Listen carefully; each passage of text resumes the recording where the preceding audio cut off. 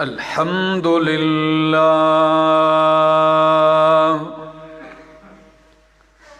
الحمد لله نحمده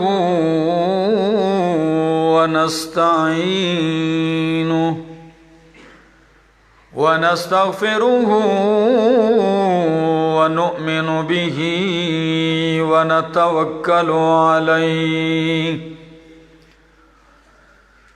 ونعوذ بالله من شرور أنفسنا ومن سيئات أعمالنا من يهده الله فلا مضل له ومن يضلله فلا هادي له وأشهد أن لا إله إلا الله وأشهد أن سيدنا وسندنا ومولانا محمدا عبده ورسوله فأعوذ بالله من الشيطان الرجيم بسم الله الرحمن الرحيم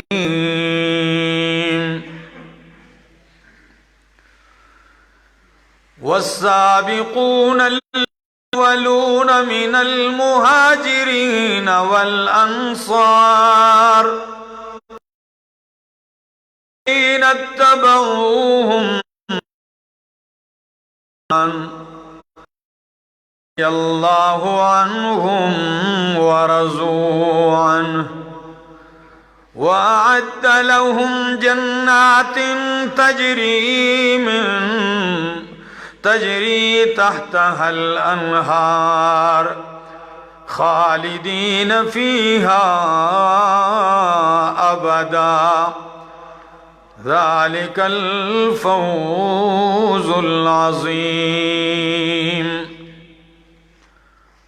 وقال تعالى محمد رسول الله والذين معه أشداء على الكفار رحماء بينهم الآية. وقال تعالى لا يستوي منكم من أنفق من قبل الفتح وقاتل أولئك أعظم درجة من الذين أنفقوا من بعد وقاتلوا وكلا وعد الله الحسنى والله بما تعملون خبير. وقال النبي صلى الله تعالى عليه وسلم اللهم اجعله مهديا. وفي رواية اللهم اجعله هاديا مهديا واهد به. سبحان ربك رب العزة عما يصفون وسلام على المرسلين والحمد لله رب العالمين.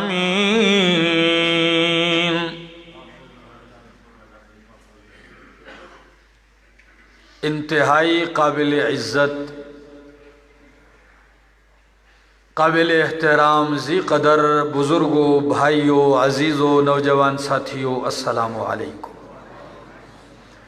دعا اور التجا ہے دربار الہی کے اندر کہ اللہ مجھے حق اور سچ کہہ سکنے، سمجھا سکنے کی توفیق نصیب فرمائے، اور اس کے بعد مجھے اور آپ سب کو عمل کی بھی توفیق نصیب فرمائے.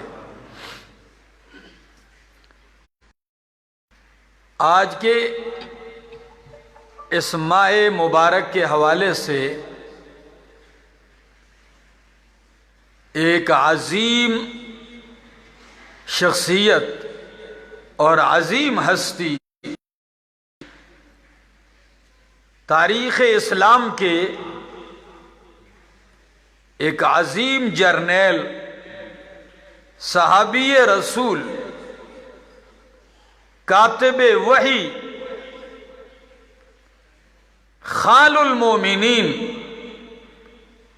خلیفہ پنجم، حضرت امیر معاویہ رضی اللہ تعالی عنہ، ان کی سیرت کے حوالے سے چند گزارشات عرض کروں گا۔ اللہ صحیح صحیح کہہ سکنے، سمجھا سکنے کی توفیق نصیب فرمائے۔ یقیناً صحابہ کرام کی جو جماعت ہے، یہ وہ ہستیاں ہیں جو امام الانبیاء کی محنت کا نچوڑ ہیں۔ صحابہ کرام یہ تاریخی نہیں بلکہ قرآنی شخصیات ہیں۔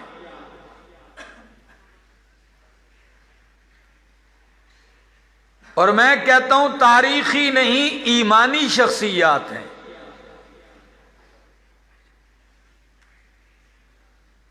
یہ اللہ کے پاک پیغمبر صلی اللہ تعالی علیہ وسلم کی 23 سالہ محنت کا خلاصہ۔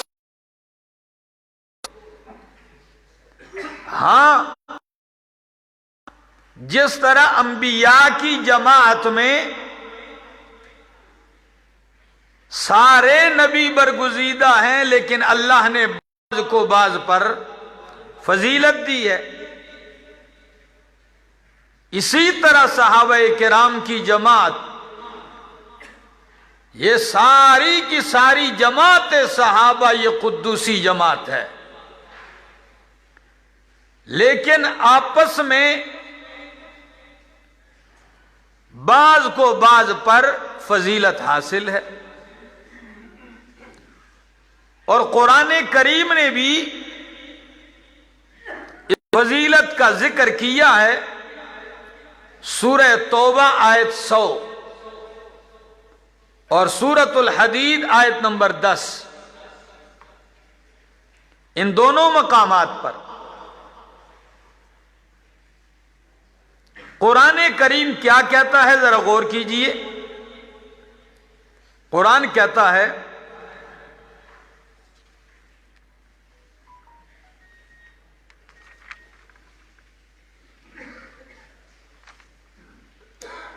یہ میرے سامنے اللہ کی کتاب ہے اور سورت کا نام ہے سورۃ التوبہ۔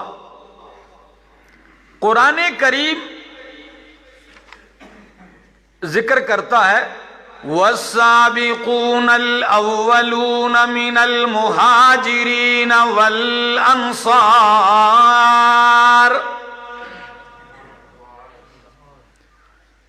والسابقون الأولون من المهاجرين والأنصار والذين اتبعوهم بإحسان۔ صحابہ کرام کی 3 طبقے ذکر کیے، السابقون الأولون من المهاجرين، مہاجرین کا طبقہ جو سبقت لے جانے والے ہیں، جو سب سے مقدم ہیں، والانصار دوسرا طبقہ وہ صحابہ ہیں جو انصار ہیں مدینہ کے، جنہوں نے مہاجرین کو ٹھکانہ دیا،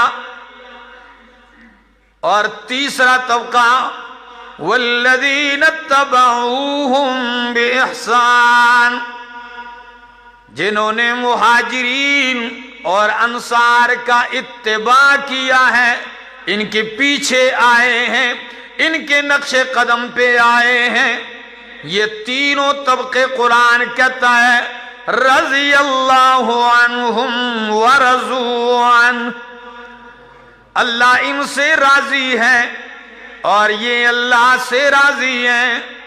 وَأَعَدَّ لَهُمْ جَنَّاتٍ، اللہ نے ان کے لیے تیار کر رکھی ہیں، ایسے باغات تیار کر رکھے ہیں، بہتے ہیں ان کے نیچے نہریں بہتی ہیں.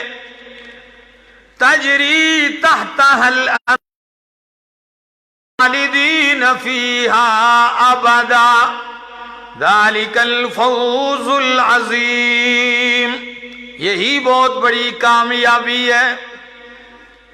اور ایسے ہی 27واں پارہ، سورت کا نام سورۃ الحدید.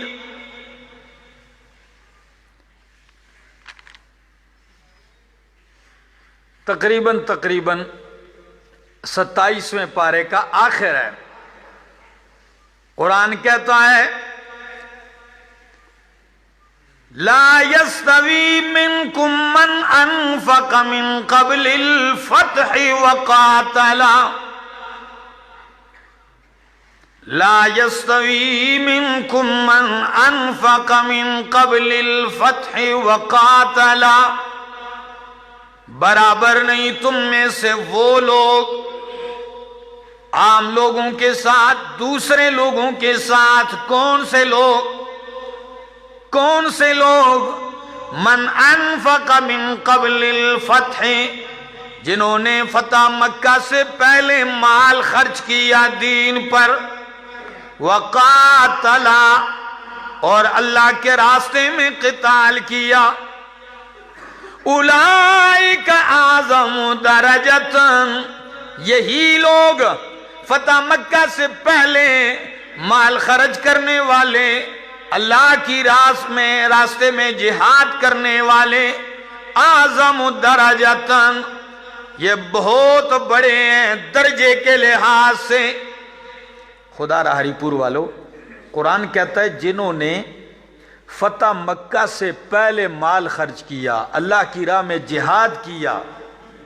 یہ مشکل ترین دور تھا، یہ شدید ترین سخت ترین دور تھا.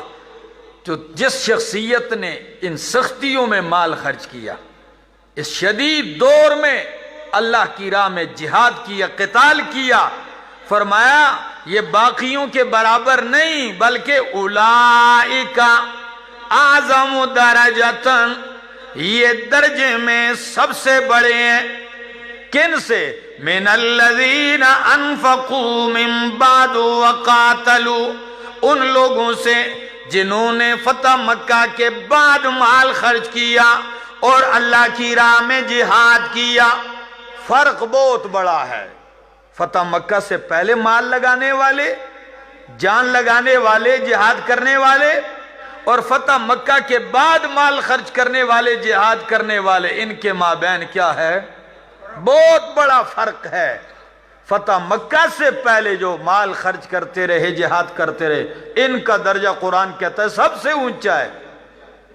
لیکن باقی جو بعد میں ایمان لائے فتح مکہ کے بعد، اور فتح مکہ کے بعد انہوں نے مال خرچ کیا، ان کا کیا بنے گا؟ قرآن کہتا ہے کُلًّا وعد اللہ الحسنى، کُلًّا وعد اللہ الحسنى، ہر ایک سے اللہ نے بلائی کا وعدہ کر رکھا ہے.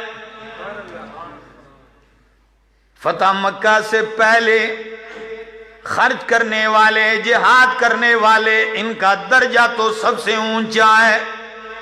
اور فتح مکہ سے کے بعد مال خرچ کرنے والے، جہاد کرنے والے، ان کا درجہ پہلوں سے کم ہے.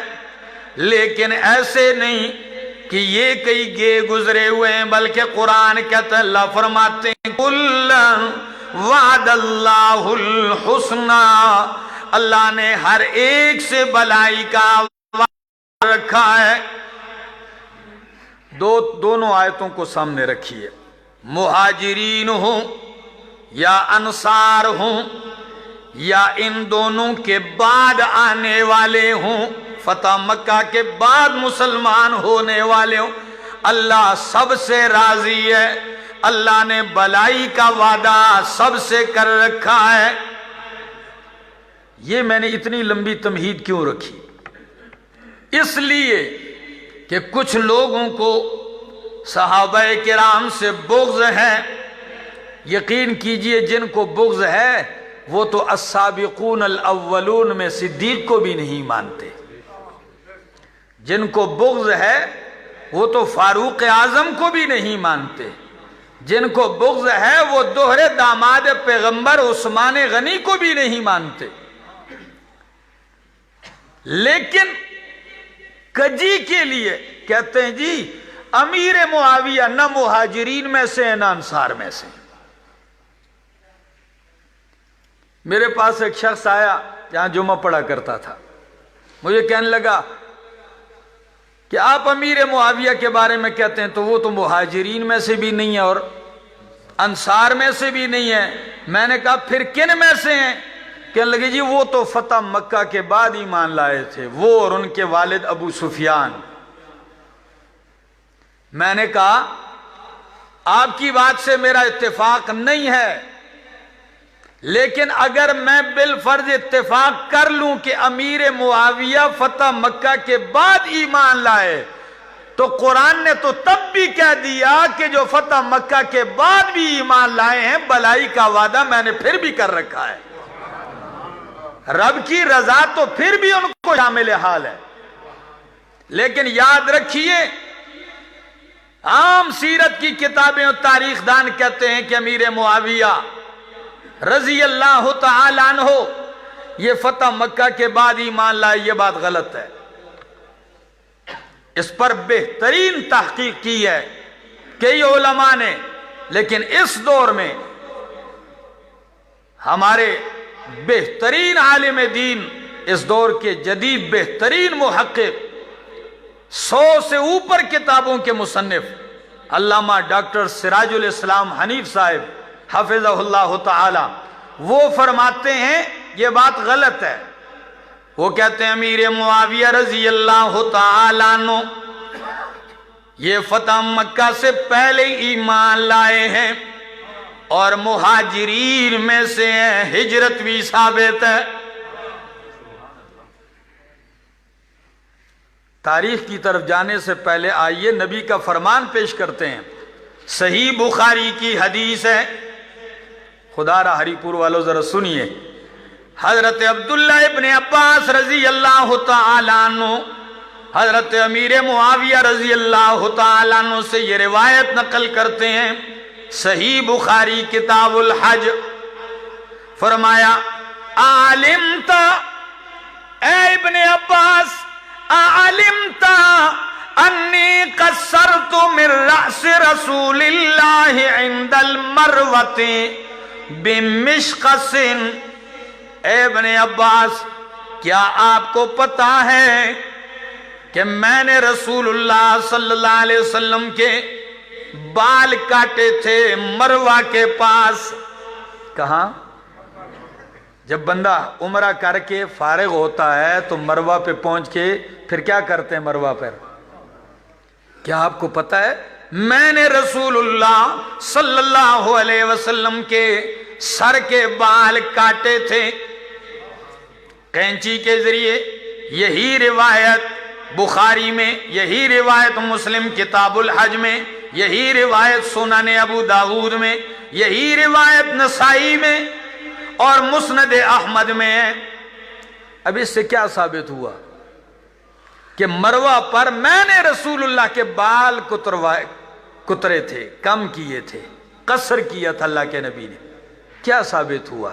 اس سے ثابت یہ ہوتا ہے کہ حضرت امیر معاویہ رضی اللہ تعالیٰ عنہ اس وقت مسلمان ہو چکے تھے، تو اللہ کے نبی نے عمرہ کب کیا؟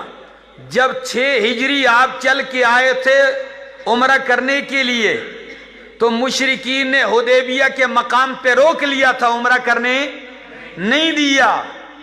تو صلح ہوئی. صلح میں یہ طے ہوا کہ سن 7 ہجری میں آپ آئندہ سال کیا کریں گے؟ عمرہ کریں گے. تو اللہ کے حبیب نے آئندہ سال جب عمرہ کیا تو یہ 7 ہجری تھی. تو گویا 7 ہجری میں امیر معاویہ بقید اسلام مشرف با اسلام تھے، نبی کی معیت میں تھے اور نبی کے بال کاٹے تھے. تو فتح مکہ کب ہوا؟ وہ 8 میں ہوا ہے. یہ فتح مکہ سے 1 سال پہلے صلح حدیبیہ کے بعد اور عمرۃ القضاء سے پہلے امیر معاویہ رضی اللہ تعالیٰ عنہ ایمان لا چکے تھے. اب اگر کوئی کہے کہ نہیں جی یہ بال کاٹنے کا تذکرہ حجۃ الوداع کا ہے، ایک بندے نے یہ بھی کہہ دیا جی یہ حجۃ الوداع جب آخری حج تھا نبی علیہ السلام کا. میں نے کہا سادے آپ کو پتا ہے حجۃ الوداع میں نبی علیہ السلام نے مروہ کے اوپر بال نہیں کاٹے تھے. یہاں قصر کا حجۃ الوداع میں اللہ کے پاک پیغمبر نے جمرات کی رمی کرنے کے بعد پورا سر منڈوایا تھا، قصر نہیں کیا تھا. یہاں قصر کا ذکر ہے. اللہ اکبر. اچھا جب صلح حدیبیہ کے بعد عمرۃ القضاء سے پہلے ایمان لائے تو پھر آپ مہاجرین میں سے کیسے ہو گئے؟ کیونکہ صحیح بخاری کی حدیث اللہ کے نبی نے فرمایا لا ہجرت بعد الفتح، فتح مکہ کے بعد کوئی ہجرت نہیں ہے. فتح مکہ کے بعد اگر کسی بندے نے ایمان قبول کیا اور ہجرت کی چاہت بھی کی تو اللہ کے نبی نے اجازت نہیں دی. فرمایا ہجرت اسی وقت تھی، فتح مکہ کے بعد کوئی اجازت نہیں ہجرت کی. اور امیر معاویہ رضی اللہ تعالیٰ عنہ مدینہ منورہ میں رہے فتح مکہ کے بعد. تو اگر ان کی ہجرت ایمان فتح مکہ کے بعد ہے تو ہجرت کی اجازت کیسے مل گئی؟ اور قاضی سلیمان منصور پوری رحمہ اللہ اپنی کتاب رحمت للعالمین میں لکھتے ہیں کہ نبی علیہ السلام نے مدینہ منورہ میں جب صحابہ نے ہجرت کی تو مدینہ منورہ میں مہاجرین اور انصار کا آپس میں مواخات کروائے، بھائی بھائی بنایا. ایسے ہوا ہے کہ نہیں ہوا؟ ایک مہاجر کو ایک انصار کو آپس میں بھائی بنایا. تو امیر معاویہ کا بھائی کون تھا؟ سنیے. وہ لکھتے ہیں کہ امیر معاویہ رضی اللہ تعالیٰ عنہ کا بھائی جو تھا وہ حضرت حطات تھا. کیا نام تھا؟ حضرت حطات بن بشیر رضی اللہ تعالیٰ عنہ. مہاجرین اور انصار کا جو بھائی چارہ قائم کیا گیا تھا اس کی فہرست ذکر کی ہے اور اس میں 21ویں نمبر پر امیر معاویہ رضی اللہ تعالیٰ عنہ کا ذکر کیا کہ اللہ کے نبی نے ان کو حطات بن بشیر رضی اللہ تعالیٰ عنہ کا بھائی بنایا. تو یہ مہاجر تھے، وہ انصار تھے. کئی لوگوں نے گسیٹ کے فتح مکہ کے بعد ان کا ایمان مانا ہے اور کئیوں نے یہاں تک آگے گئے کہنے لگے کہ یہ مؤلفۃ القلوب تھے، یعنی ایمان اس وقت بھی نہیں لائے، صرف نبی علیہ السلام نے ان کو مال دیا دلجوئی کے لیے. تو جب مال انہوں نے لیا، بڑا پیسہ لیا، تو پھر جا کے یہ ایمان لائے. نعوذ باللہ. یہ مؤلفۃ القلوب نہیں، مہاجرین میں سے ہیں. اور ان کی مواخات ایک اور دلیل سن لیجیے. اسد الغابہ 8,500 صحابہ کا تعارف اس کتاب میں ہے. کیا فرماتے ہیں؟ کہتے ہیں ان النبی آخا بین الحطات و معاویت. ان النبی آخا بین الحطات و معاویت. اللہ کے نبی نے حطات اور معاویہ کے درمیان بھائی چارہ قائم کیا تھا. ایک بات تو صاف ہو گئی کہ یہ اللہ کے نبی کے مہاجرین صحابہ میں سے ہیں، فتح مکہ سے پہلے ایمان لائے، حدیبیہ کے بعد ایمان لائے. اور اگلی بات، جو صحیح بخاری کی میں نے حدیث پیش کی کہ حضرت امیر معاویہ رضی اللہ تعالیٰ عنہ فرماتے ہیں ابن عباس سے کہ میں نے اللہ کے رسول کے بال کاٹے تھے، قصر میں نے کیا، کینچی میرے پاس تھی، میں نے ان کے بال تراشے تھے۔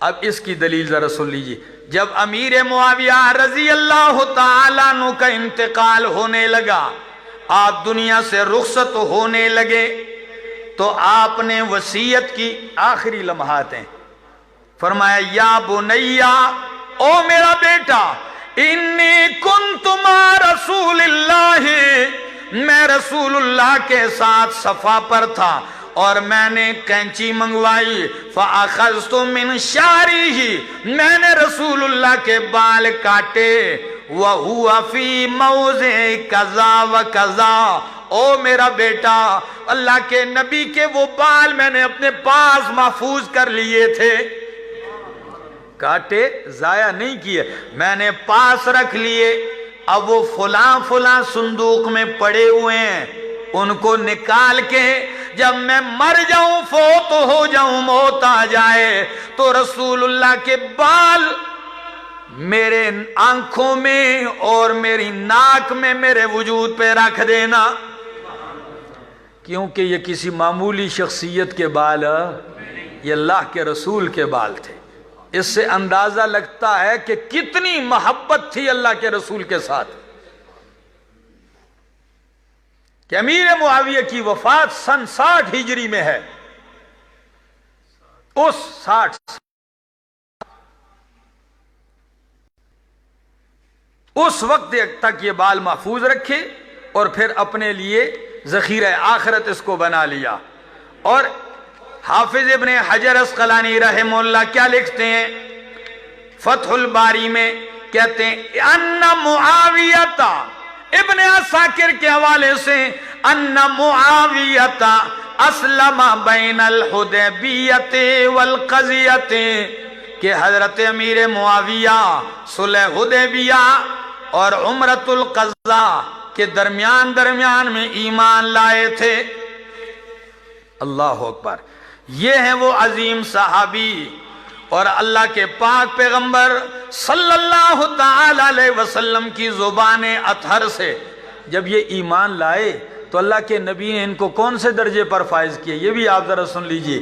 جب ایمان لائے تو امیر معاویہ رضی اللہ تعالی عنہ کو اللہ کے پاک پیغمبر نے وحی کے کاتبین میں منتخب کر لیا، جو وحی آتی تھی امیر معاویہ لکھا کرتے تھے، قرآن کے کاتب معاویہ، قرآن کے ناشر عثمان غنی ہیں۔ جاؤ گے کہاں ان کو نہیں مانو گے تو؟ اللہ اکبر۔ لیکن یہ اس امت کا سب سے بڑا المیہ ہے۔ آپ نے کبھی یہودیوں کے مابین جھگڑا دیکھا ہے کہ انہوں نے یہ کہا ہو کہ موسیٰ علیہ السلام کے صحابہ جو تھے وہ ٹھیک نہیں تھے؟ جی، کسی یہودیت میں یہ بات چلی ہے؟ کسی عیسائیوں کے مذہب میں آپ جا کے دیکھ لیں، ان کے دین میں کبھی ان کے درمیان یہ مسئلہ محل نہ رہا ہے کہ حضرت عیسیٰ علیہ السلام کے حواری ان میں کچھ غلط تھے کچھ ٹھیک تھے۔ یہ بدبختی صرف اس امت کی ہے کہ یہاں انہوں نے بحث بنا رکھی ہے کہ نبی علیہ السلام کے صحابہ کیسے تھے، اپنی حالت کا پتہ نہیں، اور ممبروں پہ آ کر صحابہ پہ تنقید کرتے ہیں، اپنی گھر کی خبر نہیں، تنقید اللہ کے نبیوں کے شاگردوں پر کرتے ہیں، تنقید ایسی ہستیوں پہ کرتے ہیں جن کو رب کے سلام آیا کرتے تھے۔ یاد رکھ لیجئے کہ امیر معاویہ اگر کوئی نسبت بھی نہ ہو، کوئی فضیلت، کسی روایت میں بھی کوئی فضیلت ثابت نہ ہو، یہی ان کی فضیلت کے لیے کافی ہے کہ وہ میرے محمد کا صحابی ہے۔ اگر کوئی بھی نہ ہو، احادیث بہت ساری ہیں، لیکن میں کہتا ہوں کچھ بھی نہ ہو تو یہی سب سے وجہ ہے کہ وہ صحابی رسول ہیں، اور اس کے ساتھ ساتھ میرے پیغمبر کے ساتھ 5ویں پوسٹ میں جا کر نبی کے خاندان میں شریک ہو جاتے ہیں۔ حضرت امیر معاویہ رضی اللہ تعالیٰ عنہ ایمان میں، دین میں، رشتوں میں اللہ کے نبی کے ساتھ پیوست ہیں۔ امیر معاویہ کی بہن ام حبیبہ رضی اللہ تعالی عنہ نبی کریم کی زوجہ ہیں، مومنوں کی ماں ہے۔ یہ رشتے کہاں لے کے جاؤ گے میرا دوست؟ ان کی بہن نبی کی زوجہ ہیں اور مومنوں کی، کیونکہ نبی کی بیویاں امہات المومنین ہیں، تو ماں کا بھائی کون ہوتا ہے؟ ماموں ہوتا ہے کہ نہیں ہوتا؟ جی، ماں کا بھائی ماموں ہوتا ہے، تو امیر معاویہ تمام اہل ایمان کے ماموں ہیں۔ اور امام احمد ابن حنبل عجیب بات ذکر کرتے ہیں، وہ فرماتے ہیں کہ امیر معاویہ بھی مومنوں کے ماموں ہیں، اور حضرت عمر کے بیٹے عبداللہ ابن عمر بھی مومنوں کے ماموں ہیں، چونکہ ان کی بہن حضرت حفصہ رضی اللہ تعالی عنہ وہ بھی نبی علیہ السلام کی زوجہ ہیں، امہات المومنین میں سے ہیں۔ اللہ اکبر! ایمان لائے، اللہ کے نبی نے کتابت کے لیے وقف کر دی، بہترین کاتب تھے، قرآن لکھتے، حدیثیں لکھتے، اور جب اللہ کے پاک پیغمبر نے بادشاہوں کو خطوط لکھے تو امیر معاویہ وہ خطوط بھی لکھا کرتے تھے۔ صحیح بخاری کی حدیث ہے، مسلم کی، نبی علیہ السلام نے ایک شخص کو بھیجا، فرمایا جا ادعو لی معاویہ، کچھ لکھنا ہے، جاؤ معاویہ کو بلا کے لے آؤ میرے لیے۔ نہ ہوتے پیغام بھیجتے کہ ان کو بلا کے لے آؤ۔ اور صرف یہی نہیں، ذرا یہ بھی سن لیجئے حدیث، امام بخاری نے اپنی کتاب تاریخ کبیر میں صحیح سند کے امام ترمذی نے نقل کی ہے، کیا اللہ کے نبی فرماتے ہیں اللہم اجعلہ ہادیا مہدیا، اللہ معاویہ کو ہادی بھی بنا، مہدی بھی بنا۔ کیا بنا؟ ہادی بھی بنا، مہدی بھی بنا۔ اچھا، دوسری حدیث میں فرمایا اجعلہ ہادیا مہدیا، اللہ معاویہ کو ہادی بھی بنا، مہدی بھی بنا، وہدی اسے بھی ہدایت دے دے، وہدی بھی اس کے ذریعے اوروں کو بھی ہدایت عطا کر دے۔ لسان نبوت سے کسی منافق کے لیے دعائیں نہیں کر رہی ہیں یہ؟ لا حول ولا قوت الا باللہ، انا للہ و انا الیہ راجعون۔ کیا کسی منافق کو اللہ کے پاک پیغمبر نے وحی کی کتابت کے لیے منتخب کر لیا تھا؟ اور اتنی معصوم زبان سے اتنی عظیم دعائیں۔ آپ ذرا اور بھی سن لیجئے، ایک اور حدیث پڑھنے لگا ہوں۔ نبی علیہ السلام نے فرمایا اللہم علمہ الکتابۃ، اللہم علم معاویۃ الکتابۃ والحساب وقہ العذاب، اے اللہ معاویہ کو حساب و کتاب کا علم بھی عطا فرما، وقہ العذاب عذاب سے چھٹکارا بھی عطا فرما۔ یہ صحیح احادیث ہیں، بہت ساری احادیث میرے سامنے اس وقت موجود ہیں۔ یہ جو روایت میں نے پیش کی یہ ابو داؤد کی، نسائی کی ہے، ابن حبان کی ہے، اور بالکل صحیح روایت ہے۔ اس سے بڑھ کر صحیح بخاری کی حدیث پیش کرنے لگا ہوں۔ نبی علیہ السلام حضرت انس بن مالک رضی اللہ تعالیٰ عنہ، ان کی خالہ اور حضرت عبادہ بن صامت رضی اللہ تعالیٰ عنہ، ان کی اہلیہ ام حرام رضی اللہ تعالی عنہ کے گھر تشریف لے گئے. یہ صحیح بخاری کی حدیث ہے. نبی علیہ السلام ان کے گھر تشریف لے گئے. انہوں نے کھانا پیش کیا. اللہ کے نبی نے کھانا تناول فرمایا. ٹیک لگا کے آپ لیٹ گئے. جو ہی آنکھ لگی فوراً نبی کریم کی آنکھیں کھلی, مسکرا رہے ہیں, ہنس پڑے, مسکرا دیے. ام حرام فرماتی ہیں فَقُلْتُ مَا أَضْحَكَكَ, آپ کو کس چیز نے ہنسایا ہے, آپ کیوں مسکرائے ہیں؟ یا رسول اللہ کیوں, کیا وجہ ہے؟ نبی علیہ السلام نے فرمایا اُنَاسٌ مِّنْ أُمَّتِي عُرِضُوا عَلَيَّ يَرْكَبُونَ هَذَا الْبَحْرَ الْأَخْضَرَ, میری امت کے کچھ لوگ ہیں جو اللہ نے مجھ پر پیش کیے ہیں, خواب میں مجھے دکھائے ہیں.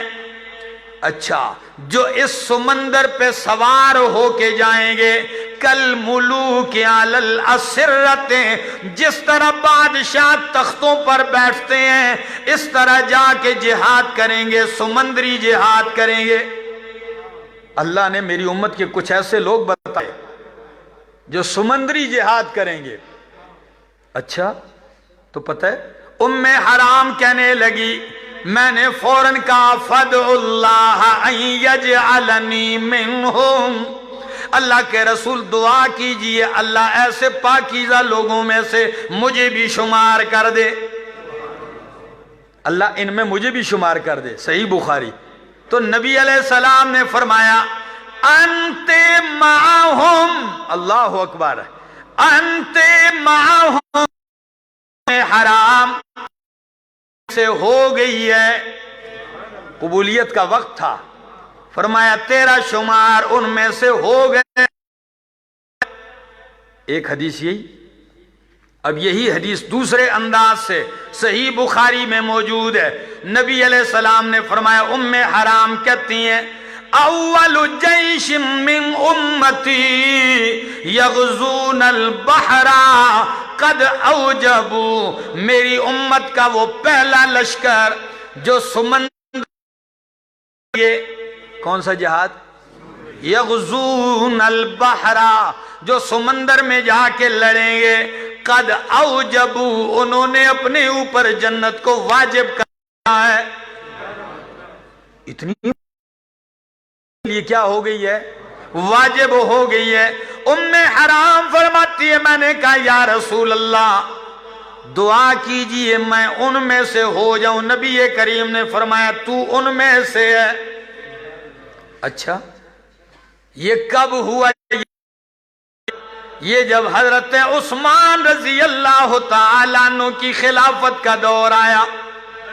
جس طرح امیر معاویہ کی شان ہے اسی طرح یہ میرے پیغمبر کی پیشنگوئی کی صداقت ہے کہ آپ نے کئی سال پہلے جو پیشنگوئی کی وہ 27 ہجری, کون سی 27 ہجری, حضرت عثمان ابن عفان رضی اللہ تعالیٰ عنہ کی خلافت کا دور ہے. اور شام کا گورنر امیر معاویہ رضی اللہ تعالیٰ عنہ ہے. امیر معاویہ خط لکھتے ہیں, کہتے ہیں عثمان اجازت دیجئے کہ میں سمندری جہاد کروں. حضرت عمر کو بھی خط لکھا تھا لیکن انہوں نے اجازت نہیں دی. فرمایا سمندر میں جانا یہ مشکل ہے, حالات ایسے ہیں, جو ان کے نقصانات سامنے تھے تو وہ رکھے, تو انہوں نے اجازت نہیں دی. پھر حضرت عثمان سے اجازت طلب کی کہ یہ فوائد ہیں, آپ اجازت دیں, قبر سارا فتح ہو جائے گا, روم سارا فتح ہو جائے گا, آپ اجازت دے دیں. فرمایا اچھا. حضرت عثمان نے اجازت کس شرط پر دی, ذرا توجہ. فرمایا امیر معاویہ میں آپ کو اجازت دیتا ہوں اس شرط پر کہ آپ اس جہاد میں اپنی بیوی کو بھی ساتھ لے جاؤ گے, اپنی اہلیہ کو بھی ساتھ لے کے جاؤ گے. اچھا. نمبر 2 دوسری شرط یہ امیر معاویہ کہ آپ قرآن اندازی بھی نہیں کرو گے، قرآن بھی نہیں ڈالو گے، حکم بھی نہیں دو گے، بلکہ اعلان کرو گے جو مرضی سے جانا چاہے گا تو جائے گا۔ ٹھیک ہے، امیر معاویہ نے ساری شرطیں منظور کر لی، اعلان کر دیا اعلان، تیار ہو جاؤ لوگو، جو جانا چاہتا ہے۔ کشتیوں کا آرڈر جاری ہو گیا، بہت ساری کشتیاں تیار ہوگی سمندر کے لیے۔ خدا را توجہ چاہوں گا، جب کشتیاں تیار ہوئیں بغیر کسی حکم کے خوشی کے ساتھ صحابہ اس جنگ میں شریک ہونے لگے۔ حضرت عبادہ بن صامت بھی شریک ہیں، ام حرام حضرت انس بن مالک رضی اللہ تعالیٰ عنہ کی خالہ، اللہ اکبر، کہ نبی سے خود انہوں نے حدیث سنی تھی، بشارت سنی تھی، جنت واجب ہو گئی ان کے لیے، آج وہ موقع آ رہا ہے، وہ بھی خاون کے ساتھ تیار۔ حضرت ابو ذر غفاری رضی اللہ تعالیٰ عنہ بھی تیار، حضرت ابو ایوب انصاری رضی اللہ تعالیٰ عنہ۔ کون سے ابو ایوب؟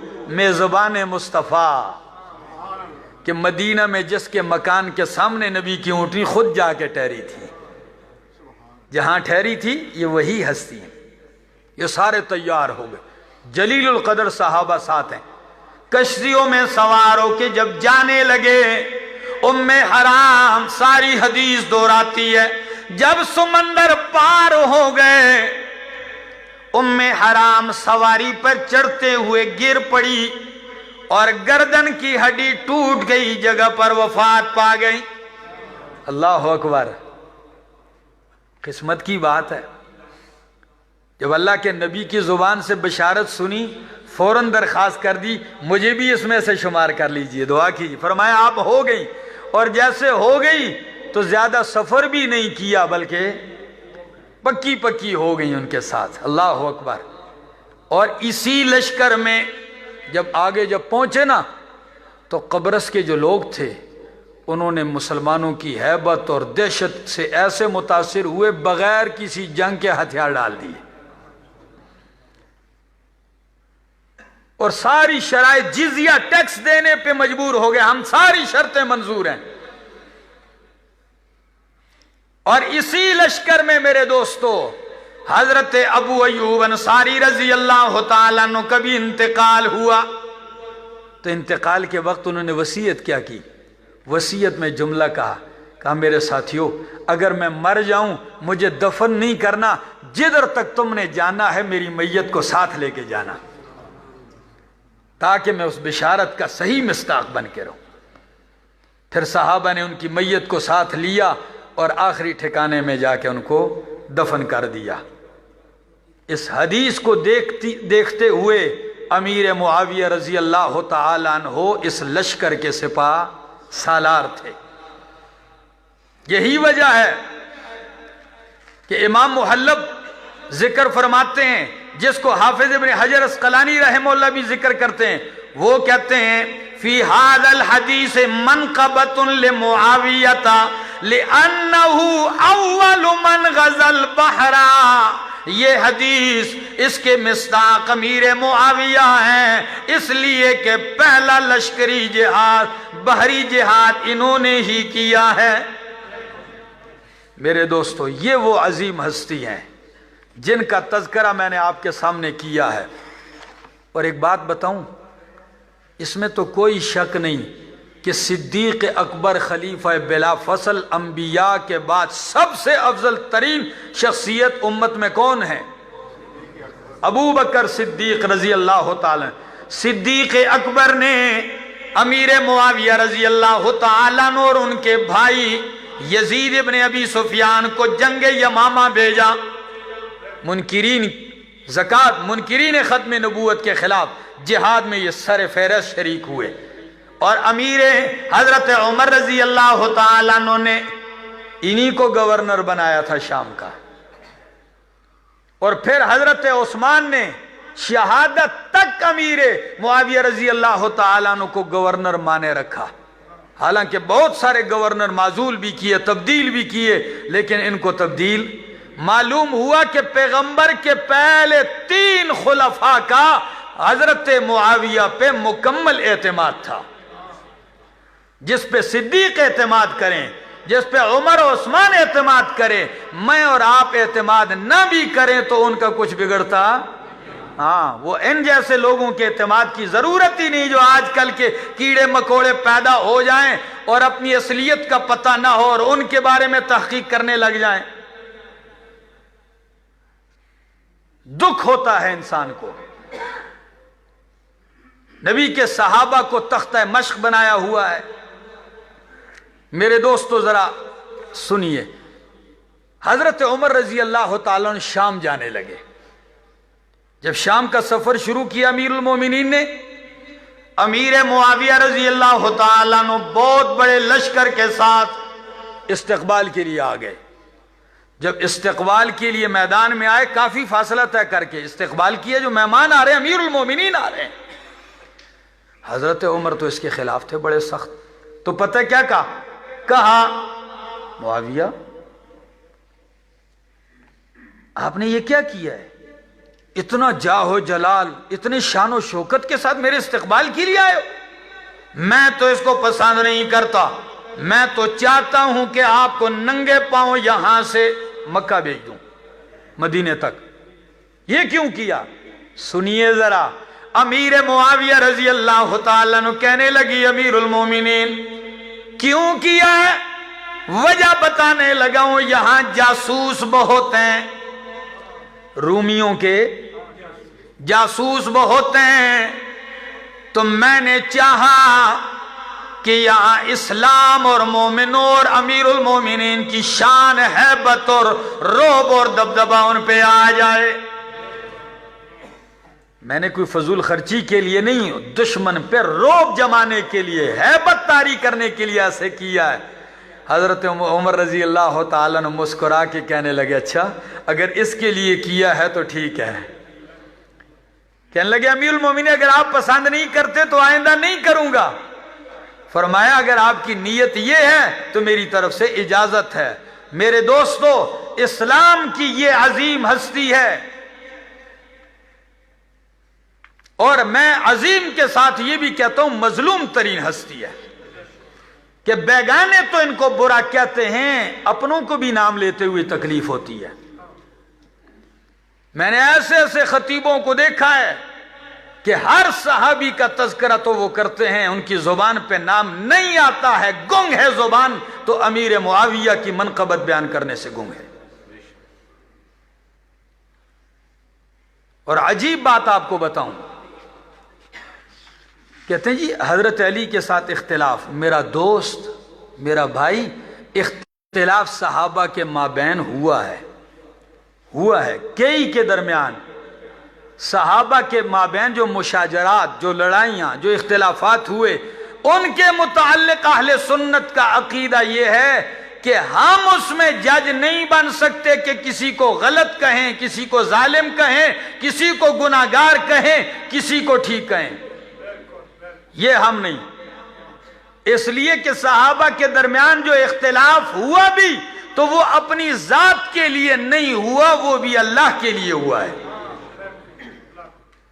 दोनों की नीयत में कोई फतूर नहीं था। तो बाद कहते जी बादशाह, दो जब लड़े तो एक तो जरूर बातिल होता है ना। दो जब लड़ते हो तो एक हक पर और एक ना हक पे तो जरूर होता है। मैंने कहा ये तेरा फलसफा मान लें, तो जब हजरत मूसा अलैहिस्सलाम तूर पहाड़ पे गए और पीछे अपने भाई को खलीफा बनाया, नायब अपना, हजरत हारून अलैहिस्सलाम, दोनों नबी हैं, दोनों मासूम हैं, दोनों पैगंबर हैं, दोनों पे वही आती है। कौम ने बछड़े को माबूद बना लिया। कुरान कहता है, हदीस तारीख नहीं, अल्लाह की किताब कहती है, मूसा अलैहिस्सलाम जलाल के साथ वापस आए, तौरात की वो तख्तियां रखी और अपने भाई हारून अलैहिस्सलाम को सर और दाढ़ी के बालों से पकड़ के खींचा ऐसे। अब कोई कहे कि एक हक पर एक बातिल पे किसी के अंदर हिम्मत है, किसी के अंदर जुर्रत है? नहीं मेरे दोस्तों, कभी कभी दोनों हक पर होते हुए भी इख्तिलाफ हो जाता है। اور اگر آپ کو زیادہ ہی تکلیف ہے تو آپ سے فیصلہ نہیں کرواتے، جن سے اختلاف ہوا ہے کن سے ہوا؟ امیر معاویہ کا حضرت علی المرتضیٰ رضی اللہ تعالیٰ عنہ سے اختلاف ہوا نا، فاتح خیبر شیر خدا سے اختلاف ہوا۔ تو آئیے شیر خدا کا فیصلہ آپ کو سنا دیتا ہوں، وہ کیا کہتے ہیں۔ نہج البلاغہ شیعہ مسلک کی بہترین کتاب جو ان کے ہاں ہے، نہج البلاغہ، حضرت علی رضی اللہ تعالیٰ عنہ کیا فرماتے ہیں؟ شیر خدا فرماتے ہیں ان ربنا واحد ونبینا واحد۔ اختلاف بھی ہوا، جنگیں بھی ہوئیں، کیا فرماتے ہیں؟ ان ربنا واحد ونبینا واحد ودعوتنا فی الاسلام واحدۃ۔ ہمارا رب بھی ایک ہے، ہمارا نبی بھی ایک ہے، اور ہمارا دین دعوت اسلام بھی، وہ بھی اسلام کی دعوت دیتے ہیں، ہم بھی اسلام کی دعوت دیتے ہیں۔ اور اگلی بات فرماتے ہیں لا نستزیدہم فی الایمان باللہ والتصدیق برسولہ ولا یستزیدوننا۔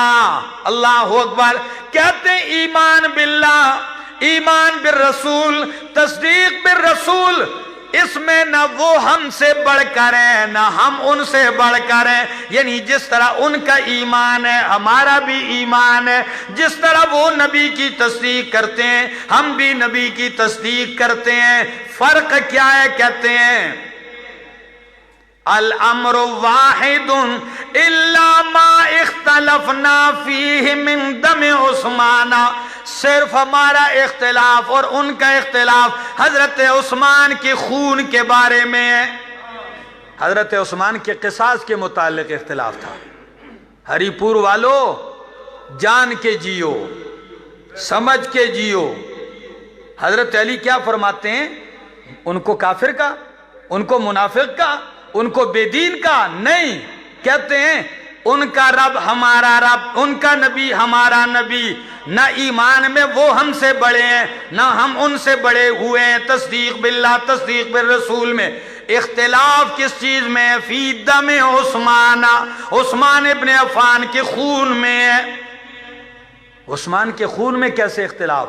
جب حضرت عثمان شہید کیے گئے مدینہ کے اندر مظلومانہ طور پر، 40 دن کی پابندی کے بعد مدینۃ الرسول میں جب حضرت عثمان کا خون بہایا گیا تو ان کی خلافت ختم ہونے کے بعد علی المرتضیٰ کے ہاتھ پر بیعت ہوئی خلافت کی۔ کس کے ہاتھ پر؟ حضرت علی المرتضیٰ خلیفہ برحق تھے۔ کیا تھے؟ بالکل برحق، 100% برحق خلیفہ تھے۔ اور امیر معاویہ کا اختلاف یہ نہیں تھا کہ میں آپ کو خلیفہ نہیں مانتا ہوں، مجھے خلیفہ بنائیے، نہ، اختلاف خلافت پہ۔ اختلاف یہ تھا کہ امیر معاویہ کہنے لگے بیعت بعد میں ہوگی، پہلے عثمان کے خون کا قصاص لیا جائے۔ اور یہ مطالبہ امیر معاویہ کا تنہا نہیں تھا، اس مطالبے میں سیدہ صدیقہ کائنات حضرت عائشہ رضی اللہ تعالیٰ عنہ بھی تھی، ان کا بھی یہی مطالبہ تھا۔ اور حضرت علی المرتضیٰ کا نقطہ نظر کیا تھا؟ ان کی رائے درست ہے، ان کی رائے یہ تھی کہ سب سے پہلے خلافت مستحکم کی جائے۔ کیا؟ خلافت مستحکم کی جائے، خلیفہ بن جائے، حالات ٹھیک ہو، پھر قصاص لیا جائے گا۔ اختلاف صرف اس بات میں تھا۔ حضرت علی کیا فرماتے ہیں؟ کہتے ہیں وَنَحْنُ مِنْهُمْ بُرَآءُ، اور ہم دونوں یعنی معاویہ اور ہم دونوں گروہ خون عثمان سے بری ہیں، نہ وہ قاتل ہیں نہ ہم قاتل ہیں، لڑائی صرف قصاص کے معاملے پر ہے۔ اور اگلی بات وہ بھی ذرا سن لیجئے تاکہ آپ کے 14 طبق روشن ہو جائیں کہ جب جنگ ہوئی ان کے درمیان تو بیچ میں کئی لوگ تو قتل بھی ہوئے۔ کیا؟ حضرت امیر معاویہ کے لشکر سے بھی، حضرت سیدنا علی المرتضیٰ کے لشکر سے بھی بندے قتل ہوئے۔ تو یہ کہاں جائیں گے؟ علی کا فیصلہ مان، मेरा ना मान, मुआविया का भी ना मान। अली उल मुर्तजा कहते हैं कतलाना व कतलाहुम फिल जन्ना, हमारे और उन दोनों के मकतूल जन्नत में जाएंगे। अगर ये बात मान ली जाए तो सच बताओ इफ्तिराक होगा उम्मत में? ये धड़ेबंदी रहेगी? इस बात को मिटा के एक रफड़ बर्पा कर दिया, ये हो गया वो हो गया, जो कहते कि झूठ झूठ झूठ इतना घड़ लिया है कि सच तक पहुंचना ही नामुमकिन बना दिया है। मेरे दोस्तों, ये तारीख इस्लाम की वो अजीम हस्ती हैं। और जरा आप आगे भी सुन लीजिए, 4 साल अमीरुल मोमिनीन अलीउल मुर्तजा खलीफा रहे। कितने साल बोलिए? अच्छा, जब 4 साल की खिलाफत के बाद हजरत अलीउल मुर्तजा शहीद किए गए, उनकी शहादत के बाद उनके बड़े फर्जंद अर्जमंद मेरे पैगंबर के लख्ते जिगर निवास रसूल फातिमतुज़ ज़हरा के दिल का टुकड़ा हजरत हसन रजी अल्लाह तआला अन्हु के हाथ पर बैअत की गई। किन के हाथ पर? हजरत अलीउल मुर्तजा की शहादत के बाद हजरत हसन रजी अल्लाह तआला अन्हु की बैत हो गई। बैत हो गई। यहां भी नबी की हदीस, नबी का मौजज़ा, नबी की पेशनगोई और बिशारत सुनाने लगा हूं जो कई साल पहले आपने की थी। अल्लाह के पाक पैगंबर मिंबर पर बैठे हुए हैं। सही बुखारी की हदीस। कहां बैठे हुए हैं? मिंबर पर हैं। हजरत हसन खेलते हुए आए, गिरते पड़ते हुए आए। नबी अलैहिस्सलाम ने उठाया, पास बैठा लिया। क्या फरमाया है मोमिनो? कान खोल के सुन लीजिए। फरमाया इन्न इब्नी हाजा सय्यदुन, अल्लाह अकबर, इन्न इब्नी हाजा सय्यदुन, लोगों मेरा ये बेटा इमाम हसन सय्यदुन, सरदार बेटा है। मेरा ये बेटा क्या है? सरदार, लीडर है। और अगली बात फरमाया लअल्लल्लाह अन युस्लिह बिही बैना फिअतैन अज़ीमतैन मिनल मुस्लिमीन, मेरा रब इस मेरे बेटे के जरिए मुसलमानों की 2 बड़ी जमातों के दरमियान सुलह करवाएगा। ये तारीख नहीं है, ये हदीस है। क्या है? मेरे मासूम पैगंबर की मासूम जुबान का जुमला है। अभी हसन गोद में है, फरमाया सरदार बेटा है। मेरा रब इस मेरे बेटे की जरिए से मुसलमानों की 2 जमातें, किसकी? मुनाफिकों की ना, एक मुनाफिक जमात और एक मोमिन ना, बैना फिअतैन अज़ीमतैन मिनल मुस्लिमीन। नबी मुसलमान दोनों को कह रहे हैं, दोनों बड़ी मुसलमान जमातों के दरमियान सुलह करवाएगा। तो हरिपुर वालों, नबी की बात कई साल के बाद जब हजरत हसन के हाथ पर बैत हो गई, 5 महीने गुजार चुके खिलाफत के। कितने? 5 महीने गुजार चुके। तो हजरत हसन अपने भाई हजरत हुसैन रजी अल्लाह तआला अन्हु को लेकर और अपनी फौज के सिपहसालार को लेकर अमीर मुआविया के पास पहुंचते हैं और कहते हैं अमीर मुआविया हाथ आगे कीजिए। अमीर मुआविया हाथ बढ़ाते हैं, कहते हैं मुआविया जो मेरे बाप का हिस्सा था मैं वो भी आपके सुपुर्द करता हूं। और हाथ पर बैत कर ली। सबसे पहले हजरत हसन ने बैत की। फरमाया आप मुत्तफका तौर पर खलीफा हैं। फरमाया कुम या हुसैन, मेरा भाई हुसैन उठ, बैत कर अमीर मुआविया के हाथ पर। फिर अपनी फौज के सिपहसालार से कहा कुम, बैत कर दीजिए।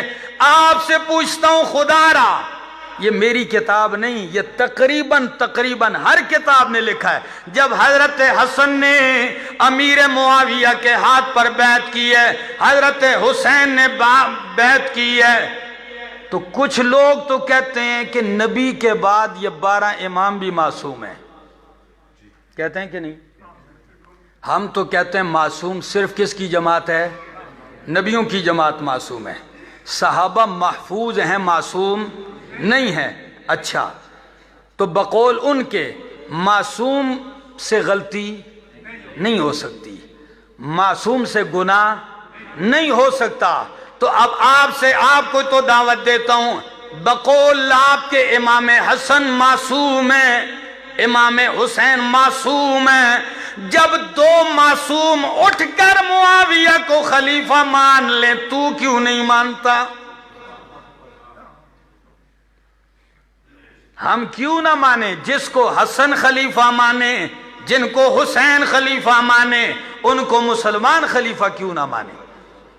جب بیعت ہو گئی، صلح ہو گئی، پھر پتہ ہے جب اختلاف ختم ہوئے تو پھر فتوحات کا ایسا دروازہ کھلا کہ پھر 22 لاکھ نہیں، 44 لاکھ نہیں، 65 لاکھ 55 ہزار میل تک، آدھی دنیا تک امیر معاویہ نے اسلام کا پرچم لہرا دیا۔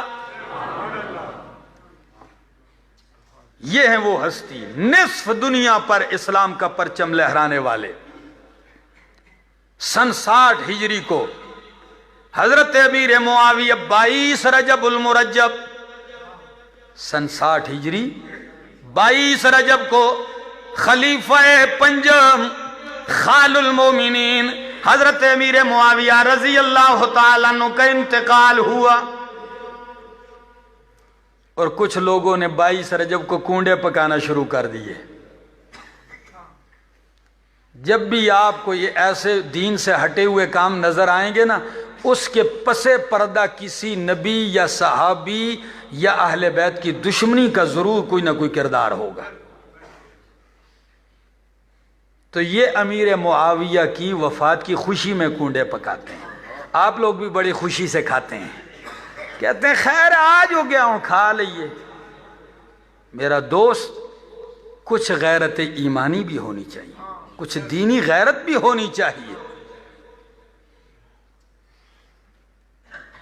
صحابہ کے مابین کوئی جج نہیں بن سکتا، اور پھر آج کا بندہ اٹھ کے جج بنے اور فیصلہ کرے یہ غلط ہے یہ ٹھیک ہے، اپنے آپ کو ٹھیک کر۔ صحابہ سارے جنتی ہیں، کیا ہیں؟ ہاں، سب جنتی ہیں، اور اگر کوئی دل میں کوئی آئی بھی، وہ اختلاف ہوا بھی، تو قرآن کہتا ہے وَنَزَعْنَا مَا فِي قُلُوبِهِم مِّن غِلٍّ، قیامت کے دن میں ان کی دل کی ساری کدورتیں ختم کر کے ان کو بھائی بھائی بنا دوں گا۔ تو مجھے بتاؤ، وہ تو بھائی بھائی بن جائیں گے، یہ ان کی حالت کیا ہوگی؟ جی، وہ تو بھائی بھائی، تو یہ کہاں جائیں گے؟ یہ تیسری قوم کہاں سے آئی؟ یہ پھر جہاں سے آئی یہ ادھر ہی جائیں گے جہنم میں۔ میرا دوست، ہر بندے پہ آپ تبصرے کرتے رہا کریں، خدا را نبی کے صحابہ کے متعلق کبھی بھی آپ جج بننے کی کوشش نہ کریں۔ آپ اپنے گھر میں ماں باپ کی لڑائی ہو جج بنتے ہیں؟ ابو تو غلط ہے، ماں تو غلط ہے، جی کہتے ہیں میری ماں ہے، یہ میرا باپ ہے۔ جب ماں باپ کے درمیان ادب کا تقاضا یہ ہے کہ ہم جج نہیں بن سکتے، تو میرے محمد کے صحابہ کے مابین کسی کی کیا جرت ہے کہ وہ جج بنا پھرے؟ جج بننے کے لیے یا برابر ہونا شرط ہے یا اوپر ہونا شرط ہے، اور بعد آنے والے اوپر تو ہو بھی نہیں سکتے، خدا کی بھی نہیں پہنچ سکتے۔ ایک حوالہ پیش کر دوں، حضرت عبداللہ بن مبارک رحمہ اللہ بہت بڑے محدث اور امام ہیں۔ کسی نے پوچھا اتنے بڑے امام اور آپ بتائیں کہ امیر معاویہ افضل تھے یا اللہ؟ کون؟ عمر ابن عبدالعزیز۔ یہ وہ شخصیت ہیں کہ جن کے دور میں زکوٰۃ لینے والا کوئی نہیں تھا، اس طرح کی خلافت کی ہے۔ تو آپ بتائیں تابعین میں سر فہرست ہے عمر ابن عبدالعزیز، یہ افضل تھے یا امیر معاویہ؟ غصے سے جلال میں آ کے کہنے لگے تجھے جرت کیسے ہوئی ہے ताबी और सहाबी के माबैन तकाबुल करने की। सुन मुझसे, उमर इब्न अब्दुल अजीज होंगे, बहुत ऊंचे होंगे, लेकिन जब उनका तकाबुल मुआविया से किया जाएगा तो फिर अब्दुल्ला बिन मुबारक का फैसला सुन। गुबारुन दख फरस अनफ मुआवियता अफजल व खैर मिन उमर इब्न अब्दुल अजीज। सुन ले, मुआविया का मकाम तो बहुत ऊंचा है। मुआविया के घोड़े से जो गर्दो गुबार उठ के अमीर मुआविया के घोड़े में की नाक में जो गुबार पड़ी है, मुआविया के घोड़े की गुबार भी उमर इब्न अब्दुल अजीज से अफजल है। क्यों? इसलिए कि वो सहाबी है। क्या है? हाँ, तो सहाबी बंदा अमल से बनता है, अमल से सहाबी बनता तो फिर आप सारी कोशिश करके बन जाते ना जी, नमाजें पढ़ के। अमल से सहाबी बनता तो इमाम अबू हनीफा बन जाते, अमल से सहाबी बनता इमाम शाफी और मालिक और अहमद इब्न हंबल सहाबी बन जाते, अमल से सहाबी बनता तो इमाम बुखारी बन जाते, अमल से कोई सहाबी बनता तो सैयदुल औलिया पीराने पीर शेख अब्दुल कादिर जीलानी बन जाते। लेकिन सहाबियत का दर्जा कसबी नहीं, वहबी है। कसबी नहीं, क्या है? वहबी है। मालिक ने जिसको सआदत दे दी, ईमान की हालत में मुस्तफ़ा के चेहरे को एक दफा देख लिया है, अल्लाह की कसम के वली इकट्ठे कर दिए जाएं, मेरे नहीं हो सकता। अल्लाह अमल की तौफीक अता फरमाए। और आप लोगों से